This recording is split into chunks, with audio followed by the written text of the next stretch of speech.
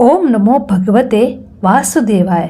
आज इस वीडियो में हम अजा एकादशी व्रत कथा का श्रवण करेंगे।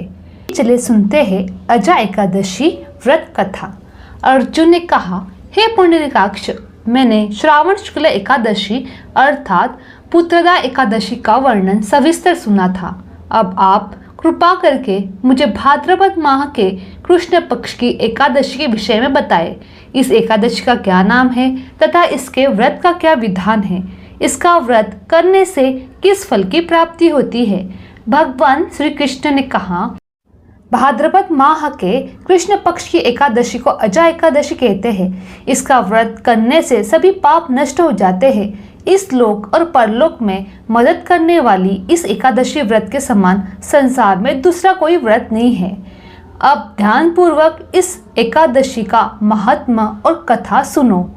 पौराणिक काल में भगवान श्री राम के वंशज अयोध्या नगरी में एक चक्रवर्ती राजा हरिश्चंद्र नाम के एक राजा हुआ करते थे।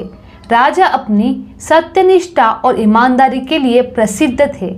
एक बार देवताओं ने इनकी परीक्षा लेने की योजना बनाई। राजा ने स्वप्न में देखा कि ऋषि विश्वामित्र को उन्होंने अपना राजपाट दान कर दिया है। सुबह विश्वामित्र वास्तव में उनके द्वार पर आकर कहने लगे, तुमने स्वप्न में मुझे अपना राज्य दान कर दिया है। राजा ने सत्यनिष्ठ व्रत का पालन करते हुए संपूर्ण राज्य विश्वामित्र को सौंप दिया। दान के लिए दक्षिणा चुकाने हेतु राजा हरिश्चंद्र को पूर्व जन्म के कर्म फल के कारण पत्नी, बेटा एवं खुद को बेचना पड़ा। हरिश्चंद्र को एक डोम ने खरीद लिया जो शमशान भूमि में लोगों के दाह संस्कार का काम करवाता था। स्वयं वहां एक चंडाल का दास बन गया। उन्होंने उस चंडाल के यहाँ कफन लेने का काम किया, किंतु उसने इस आपत्ति के काम में भी सत्य का साथ नहीं छोड़ा। जब इसी प्रकार उसे कई वर्ष बीत गए तो उसे अपने इस नीच कर्म पर बड़ा दुख हुआ और वह इससे मुक्त होने का उपाय खोजने लगा। वह सदैव इसी चिंता में रहने लगा कि मैं क्या करूं, किस कारण इस नीच कर्म से मुक्ति पाऊं। एक बार की बात है, वह इसी चिंता में बैठा था। गौतम ऋषि उसके पास पहुंचे। हरिश्चंद्र ने उन्हें प्रणाम किया और अपने दुख भरी कथा सुनाई। राजा हरिश्चंद्र की दुख भरी कहानी सुनकर महर्षि गौतम भी अत्यंत दुखी हुए और उन्होंने राजा से कहा, हे राजन, भादो मास की कृष्ण पक्ष की एकादशी का नाम अजा है। तुम उस एकादशी का विधि पूर्वक व्रत करो तथा रात्रि को जागरण करो। इससे तुम्हारे सभी पाप नष्ट हो जाएंगे। महर्षि गौतम इतना कहकर आलोप हो गए। अजा नाम की एकादशी आने पर राजा हरिश्चंद्र ने महर्षि के कहने विधान पूर्वक उपवास तथा रात्रि को जागरण किया। इस व्रत के प्रभाव से राजा के सभी पाप नष्ट हो गए। उस समय स्वर्ग में नगाड़े बजने लगे तथा पुष्पों की वर्षा होने लगी। उन्होंने अपने सामने ब्रह्मा, विष्णु, महेश तथा देवेंद्र और देवताओं को खड़ा पाया। उन्होंने अपने मृतक पुत्र को जीवित तथा अपनी पत्नी को राजसी वस्त्र तथा आभूषण में परिपूर्ण देखा।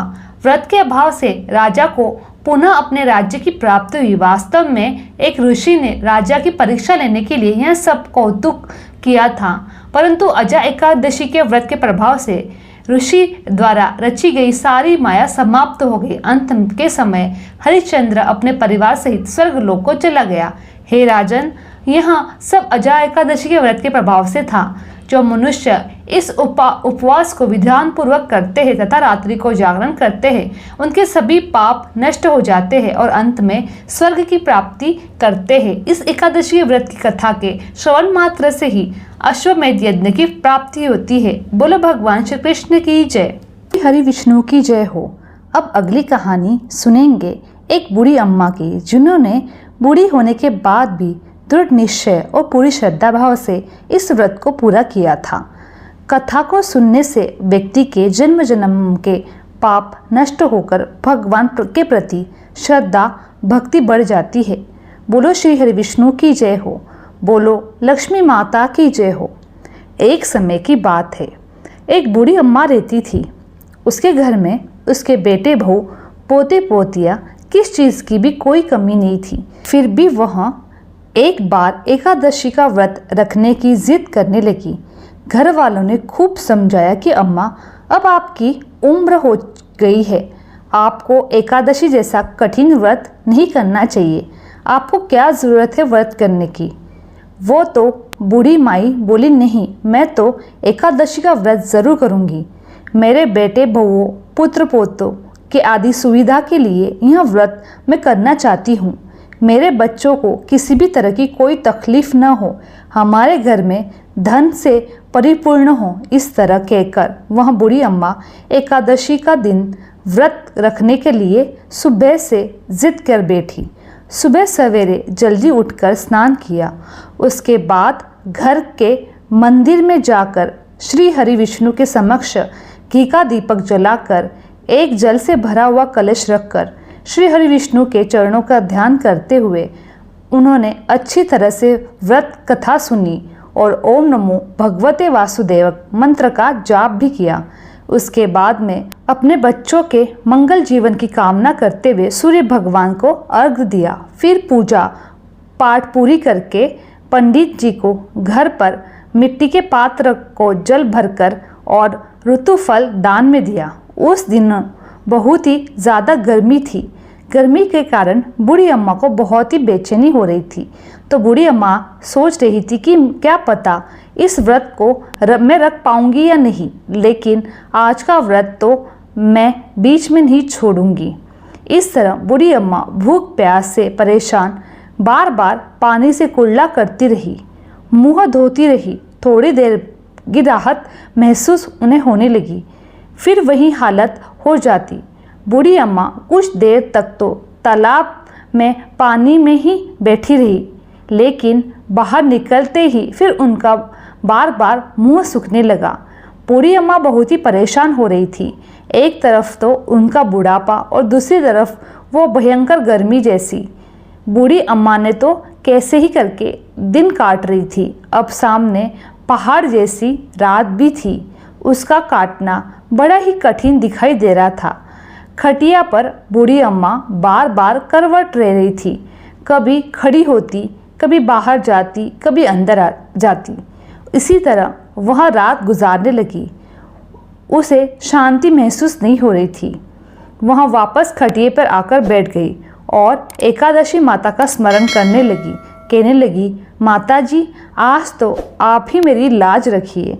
आप मुझे शक्ति दीजिए, जैसे भले मैं आपका यह व्रत पूरा कर सकूं, यह पहाड़ सी रात शांतिपूर्वक व्यतीत कर सकूं। प्यास के कारण बूढ़ी अम्मा की बेचैनी बहुत ही बढ़ रही थी। उसने बहुत ही धैर्य रख के कोशिश की कि चुपचाप बैठ गई एक जगह। बूढ़ी अम्मा प्यास से सहन नहीं कर पा रही थी। उसकी सहनशीलता की सीमा टूट गई और वे घबराकर एकदम से चिल्ला पड़ी और जोर जोर से कहने लगी, बचाओ बचाओ। तो अम्मा का चिल्लाना सुनकर उसके परिवार के सारे सदस्य वहां एकत्रित हो गए। पड़ोसी भी आ गए और बूढ़ी अम्मा की खटिया के चारों ओर खड़े होकर कहने लगे, अम्मा जी, आपको क्या हो गया? आप इस तरह से क्यों चिल्ला रही हो? तब बूढ़ी अम्मा ने अपनी बहू से कहा कि आपको पता है, हमारी अम्मा जी आज एकादशी का व्रत रख रही है। हम सब ने मना किया था। इतनी उम्र के अंदर व्रत रखने की क्या ज़रूरत है? आज इन्हें कौन सी कमी है जो व्रत रख रही है? सारे लोग कहने लगे कि हाँ, सही बात है अम्मा जी, आपकी अब उम्र हो गई है, व्रत रखने की शक्ति आपके पास अब नहीं रही। अब एकादशी जैसा कठिन व्रत आपके बस की बात नहीं है।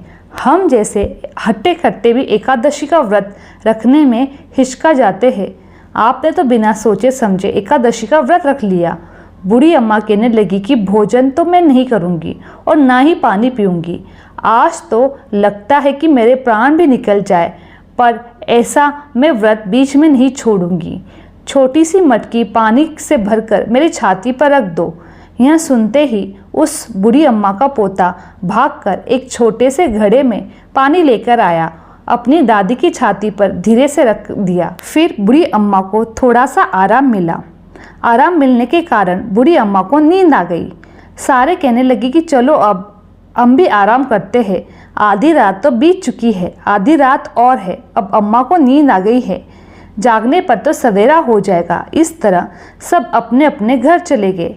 बेटे बहू पोते पोतियाँ सब गए। एकादशी माता सोचने लगी कि यह बूढ़ी अम्मा बहुत ही कठोर है। दिन भर मैंने कितना परेशान किया, फिर भी पानी पीने का नाम नहीं ले रही है। अब मुझे खुद जाकर इसकी परीक्षा लेनी होगी। यह सोच एकादशी माता मुर्गे का रूप लेकर रात को बाग लगाने के लिए आई। मुर्गे की आवाज़ सुनकर दादी अम्मा की आँख खुल गई। उसने सोचा अभी लगता है सवेरा हो गया। वह जल्दी से खड़ी हुई, बाहर आई। बाहर आकर आसमान की ओर देखा तो आसमान में कहीं भी प्राप्त काल का तारा दिखाई नहीं दे रहा था। वह सोचने लगी, यह मुर्गा आज क्यों ऐसा जल्दी बोल रहा है? अभी तक तो तारा उगा नहीं है, जिसे देखकर मैं अनुमान लगा लूँ कि सवेरा हो गया। अभी वह निकला ही नहीं है, फिर यह मुर्गा कैसे बोल रहा है? इस तरह सोचते सोचते बूढ़ी अम्मा को फिर प्यास लग गई। अब उनका मन विचलित होने लगा, लेकिन उन्होंने निश्चय कर रखा था कि व्रत को पूरा करेंगे, बीच में नहीं छोड़ेंगे, चले भले ही उनके प्राण चले जाए। यह सोचकर वह खटिया पर जाकर लेट गई। एकादशी माता को याद करती रही। एकादशी माता ने एक बार फिर उनकी परीक्षा लेनी चाहिए। माता रानी एक छोटी सी बालक का रूप धारण करके एक गिलास में शरबत लेकर उस बूढ़ी अम्मा के सिराने आकर खड़ी हो गई और जोर से बोली, दादी जी सवेरा हो गया है, आप हाथ मुंह धोकर शरबत पी लीजिए। उस बच्चे की आवाज़ सुनकर बूढ़ी माई ने आँख खोली तो उसने देखा सिराने सी एक छोटी बच्ची शरबत का गिलास लेकर खड़ी है। इतना अच्छा शरबत देखकर बूढ़ी अम्मा का मन ललचा गया, लेकिन तभी उन्हें अचानक से याद आया कि आज तो एकादशी का व्रत है, इस तरह से मैं शरबत नहीं पी सकती। यह सोचकर उन्होंने फिर से अपनी आंखें बंद कर ली। थोड़ी देर में उन्हें ऐसे लगा कि जैसे उन्हें किसी ने कुएं में पटक दिया। वह बड़ी देर तक उस कुएं में हाथ पांव चला रही है और मुंह को जोर से भींचकर बंद कर रखा है, कहीं पानी उनकी बूंद उनके मुंह में न चली जाए। इस तरह भी अपनी दृढ़ता पूर्वक व्रत का पालन करती रही। थोड़ी देर बाद अचानक से अम्मा को लगता है कि जैसे सामने आग जल रही है, जिससे भारी गर्मी हो गई है, प्यास के कारण प्राण निकल रहे हैं। लेकिन बूढ़ी अम्मा ने फिर भी पानी नहीं पिया, वह चुपचाप बैठी रही। थोड़ी देर बाद बूढ़ी अम्मा ने देखा कि बाहर प्रकाश दिखाई दे रहा है। ऐसा लग रहा है जैसे सवेरा हो गया। फिर अम्मा ने बाहर निकलकर देखा तो अम्मा समझ में आ गई कि सवेरा होने में अभी तक 3 घंटे बाकी है। यह जानकर वह शांतिपूर्वक इधर उधर घूमने लगी। तरह तरह की परीक्षा लेने पर भी एकादशी माता को पता चल चुका था कि बूढ़ी अम्मा किसी प्रकार से अपना व्रत को नहीं तोड़ेगी। 11 माता ने प्रसन्न होकर बूढ़ी अम्मा को आशीर्वाद दिया, जिसके वजह से अम्मा के बचे हुए 2 घंटे बड़े ही सरलता पूर्वक पूरे हो गए। फिर सवेरा हो गया। सवेरा होते ही बूढ़ी अम्मा ने स्नान किया और भगवान विष्णु जी का पूजा पाठ किया और एकादशी माता की व्रत की कथा सुनी। कथा सुनने के बाद ब्राह्मणों को दक्षिणा देकर भोजन कराया। उसके बाद श्री हरि, विष्णु और एकादशी माता से व्रत से हुई भूल चूक के लिए माफ़ी मांगी। उसके बाद जाकर जल ग्रहण किया, अपने व्रत का पालन किया। अम्मा जी को एकादशी माता ने उस श्रेष्ठ व्रत का इतना पुण्य फल प्राप्त हुआ कि बूढ़ी अम्मा की आयु में वृद्धि हो गई। उसका परिवार हरा भरा हो गया। घर में अब कोई भी अभाव नहीं रहा। धन धान्य की परिपूर्णता हो गई। उनका घर तरह से सुख साधनों से संपन्न हो गया। वह इस लोक में सुख भोग कर अंत में विष्णु धाम को गई। एकादशी माता ने जैसा फल बुढ़िया माई को दिया वैसे सबको देना। कहानी सुनने वाले को सबकी मनोकामनाएं पूर्ण करना। बोलो भगवान विष्णु की जय, श्री हरि की जय, एकादशी माता की जय। मेरी ये वीडियो आप लोगों को पसंद आई होगी तो मेरे चैनल को लाइक, शेयर और सब्सक्राइब करना ना भूलें। आप सभी का धन्यवाद।